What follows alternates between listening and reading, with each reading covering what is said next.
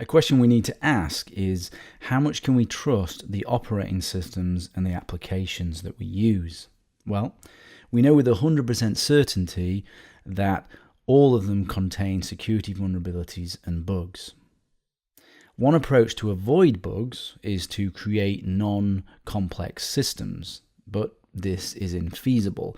In fact, systems are getting more complex, which is one of the reasons security is struggling to keep up. Complexity is the nemesis of security. Another approach to try and help protect us from these known vulnerabilities and bugs is to use what is called formal methods in software engineering. Software is fundamentally a mathematical system. Therefore, you can prove the correctness of a system through testing and proving properties of that system.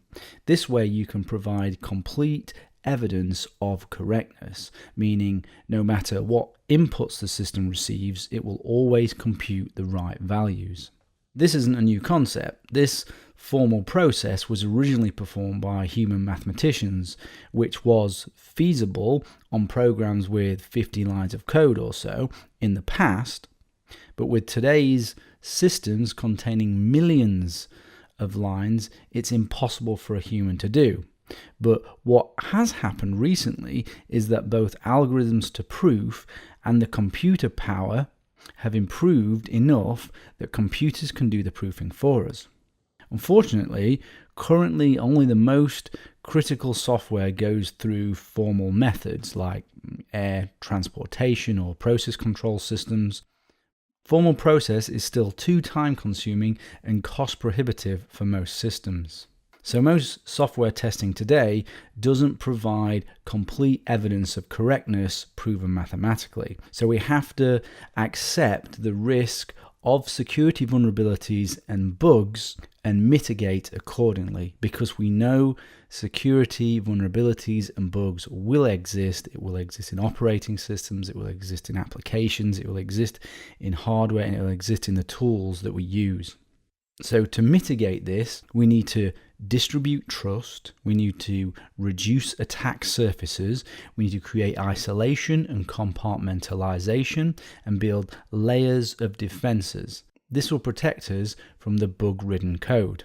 All of these mitigations we go through in detail throughout the course. Let's talk about backdoors now in relation to your trust. A backdoor is a loaded term. It's a general loaded term. Let's just consider it as a term to mean a weakening of a system. And here you can see examples of backdoors, but you should probably take these with a pinch of salt, because some of them I actually don't think are potentially accurate. But there's a whole list of them from the GNU project.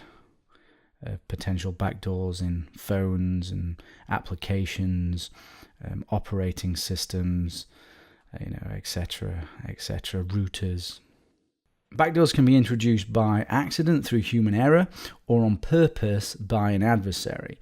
If something is closed source, the only way to find backdoors is through a process called reverse engineering. This is not feasible for most people and is also unlikely to find anything well hidden. With closed source, you have to trust the developer, which is not ideal. Open source systems have less risk of backdoors, potentially, as the code is open to public scrutiny.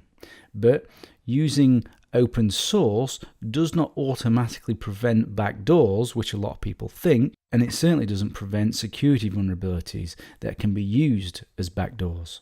With open source, if we download and use pre-compiled binaries, there is nothing to confirm that the clean source code published was used to build the binary you are using. Those who compile, distribute, and host the binaries can add backdoors.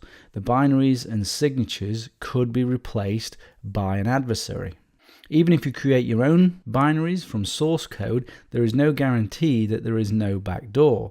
You would have to have personally reviewed the source code before compiling it, which is often completely infeasible, or you would have had to validate the signature of clean source code before compiling it. But how do we know the source code is clean? Well, it's a hard problem. The compilers used by developers could be backdoored to create backdoors in the application they compile without the developers knowing. This happened to a pirated version of Xcode, which resulted in malware infecting apps on the Apple Store.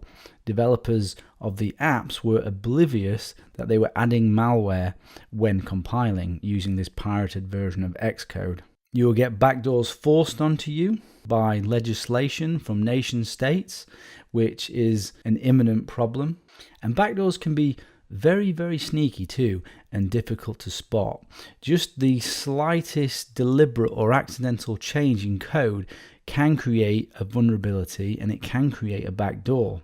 I've got an example here of Juniper routers being backdoored, and I'll read a summary here by Matt Green, who was part of an investigation into this particularly sneaky backdoor. For the past several years, it appears that Juniper NetScreen devices have incorporated a potentially backdoored random number generator based on the NSA's dual ECDRBC algorithm. At some point in 2012, the NetScreen code was further subverted by some unknown party so that that same backdoor could be used to eavesdrop on NetScreen connections. While this alteration was not authorized by Juniper, it's important to note that the attacker made no major code changes to the encryption mechanism. They only changed parameters. This means that the systems were potentially vulnerable to other parties even beforehand. Worse, the nature of this vulnerability is particularly insidious and generally messed up. A very, very subtle backdoor. Clearly a nation state or an expert hacker group, but also interesting that it's based on NSA's dual ECDRBG algorithm, which is one reason why people don't necessarily trust the standards put forward by the NSA in the NIST standards, because they believe that they've been deliberately specified in such a way that some of them are deliberately weak. Personally, I think for anyone who really cares about security, privacy, and anonymity, backdoors are a serious problem. Any tools you use going forward through legal methods, which is extremely worrying, or through hacking, will be a target of backdoors and weakening. Everything will be a target. Operating systems, encryption, security services, applications, and even the hardware and firmware. Any anonymizing service you can think of will be under attack from hackers, corporations, and nation states to backdoor them. And you can't just create a backdoor just for the good guys. Once you weaken security, you weaken it for everybody. So how do you mitigate the risk from backdoors? Well, we have deterministic and reproducible builds that can help to detect backdoors. So a reproducible build. Reproducible builds are a set of software development practices which create a verifiable path from human readable source code to binary code used by computers. So that means the source code that a binary is said to be compiled from is genuinely compiled from it.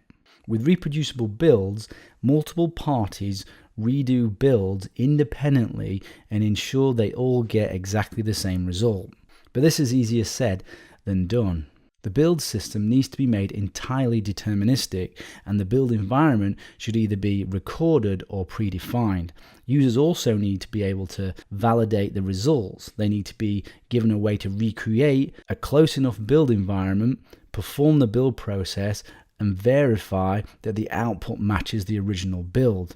So real, full, deterministic and reproducible builds take lots of effort and are hard to set up. Currently, to my knowledge, there are no fully deterministically built operating systems yet. There is good work going on in the Debian project, which is one of the reasons why I recommend it as an operating system for people who care about security, privacy, and anonymity. If your operating system is backdoored, all your precautions fail, so it's vital your operating system is solid. Debian is taking strides to get there. If we look here, we can also see all of these we discuss later are also making strides towards deterministic and reproducible builds. And if you're interested more in the topic, maybe you're a developer, this is quite a good read by a gentleman called Mike Perry on deterministic builds in relation to Tor, but it's also a good read. And here there's a video on how to build your own software reproducibly.